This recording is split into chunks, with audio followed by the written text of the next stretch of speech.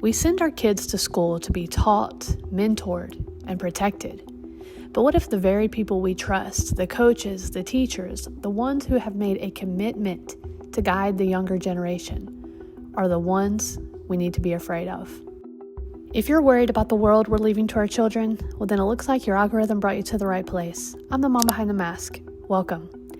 Today we are talking about 3 educators who never should have been around children at all, because what each of them did will have you questioning everything your kids are exposed to while at school, and how, for some reason, this seems to be happening more and more frequently. We'll start with Ryne Leist, a 33-year-old high school bowling coach from Michigan. He wasn't a stranger, he was trusted, respected, knew and befriended his bowlers and their families until he tragically unalived one of them. 17-year-old Gwendolyn Smith, who had just weeks before graduated from the very school where they met. Leist took her life, and then he took his own. And the most frustrating part about that is that Gwendolyn's family will never really get closure of at least knowing why he would do something like that. Now, her father spoke of emails he found that Leist had been sending his daughter, trying to pursue a romantic relationship with her, which she never reciprocated. So I can only come to the conclusion that he had become infatuated or even obsessed with her, and that he couldn't deal with the rejection. But he was also married and a father, so by that, I am just dumbfounded. Why did this even happen? We'll never really know for sure. And I also found one article where a girl from his past came out to say he had portrayed obsessive and inappropriate behavior towards her when she was only 15 and Ryne was 20, by getting her name tattooed on him, even though they were never romantically involved. So you have to think, okay, this guy clearly had a history of not understanding or respecting boundaries, obsessive and even pedophilic behavior. And of course, I don't blame this girl for never reporting him, but what if she had? What if someone else had reported his behavior? In no way am I placing blame on anyone but him for what he did, but I find it really difficult to believe that in those 10 years, there was never another victim. Of a lesser crime, of course, but one where he could have possibly been reported, convicted, and unable to commit this one. And while this disturbing story ended in death, let's take a look at one that ended in pregnancy. Yes, this bizarre case of a New Jersey teacher, 33-year-old Laura Caron, who was a 5th grade teacher. 5th grade, guys. And of course, it doesn't matter what grade they're in, but my thoughts immediately go to 5th grade? That's what, like 10, 11 years old? But what makes this case so bizarre is the parents' involvement. Laura Caron was clearly trusted and beloved by her victim's family because she lived down the street from them, and the boy and his siblings would often stay the night at Caron's house. She had practically become extended family of the victim, his siblings, and their parents. She cared for them when the parents needed, and the situation slowly shifted to the children staying at Caron's house a few times a week. For whatever reason that has never really been made clear throughout this case, the boy's parents allowed him and his siblings to eventually move in with the teacher from 2016 to 2020. So from ages 11 to 15, the boy was living and having an intimate relationship with his former 5th grade teacher. Well, like I said, the story ended in pregnancy. Caron became pregnant with the boy's baby when he was only 13 and she was 28. But I'm confused as to what the dynamic was in her home after the baby came, because he was living there. And the info from the case makes it seem like his siblings were also living there. So was he acting as the father? Was he involved? Did anyone question her on who the father was?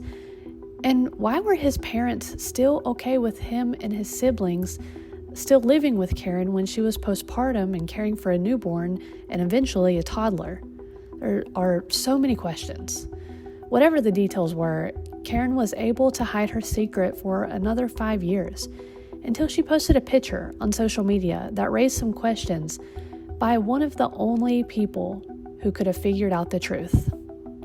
Supposedly, the victim's father saw a picture of Caron's child she had posted on Facebook, and he had a revelation that her child looked eerily similar to his own son at that age. He trusted his gut and started asking questions, finally, in my opinion, and reported what he knew deep down to the authorities. The teacher's baby was his grandson. One part of this that's particularly sad to me is that the victim, still to this day, insists he is not a victim. He says the relationship was consensual and does not want Laura to go to prison. He was groomed and molested, but he hasn't even had that realization yet. And I think this is common among teen victims of similar stories. They think they're old enough to consent to an intimate relationship with an adult, to later in life realize that they had actually been taken advantage of. There's a reason the law exists that being 18 means you're an adult. Being 16 or 17 is the age of consent in certain situations, but truthfully, the average human's prefrontal cortex, the part of the brain responsible for higher order thinking and cognitive decision making, isn't even fully developed into our mid-20s.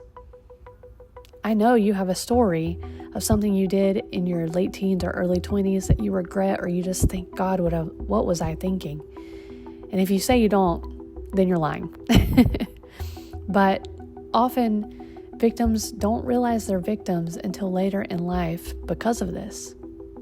The Laura Caron trial is still ongoing. She's been charged with first-degree aggravated SA, second-degree SA, and second-degree endangerment of a child, facing up to 40 years in prison and due to appear a court again on July 16th, 2025. And finally, another similar story that is also currently ongoing, that thankfully did not end in pregnancy or death, is Christina Formella, the self-proclaimed pretty girl that everyone comes after. Yes, part of Christina Formella's initial defense when accused of having over 50 sexual encounters with one of her high school students was that it wasn't true and that her students must have been trying to blackmail her because she's good looking. This story came to light when the victim's mother found inappropriate messages between her son and Formella and alerted authorities after he admitted to their relationship. Christina Formella, newly married and in her prime of life, aggressively denied the claims and still does. She insists that the student must have gotten into her phone during one of their tutoring sessions, sent the intimate messages between the two phones himself, and then deleted them from her phone. Which could be true, right? That could have happened. Until police found practically a memoir in her notes app describing their dramatic relationship, her love for him, her hate for how he makes her feel, and angry that he's made her fall in love with him. She admitted in the app that she's always the one who initiates the breakups, and he always comes back and convinces her to get back together. With a 15-year-old, guys. A 15-year-old. She had a section of manifestations, including that he would reach back out to reconcile. And she was giving herself almost a written pep talk, saying she was going to live her best life and that the victim was beneath her.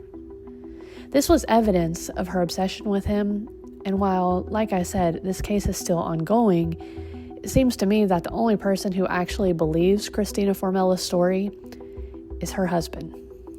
Poor guy.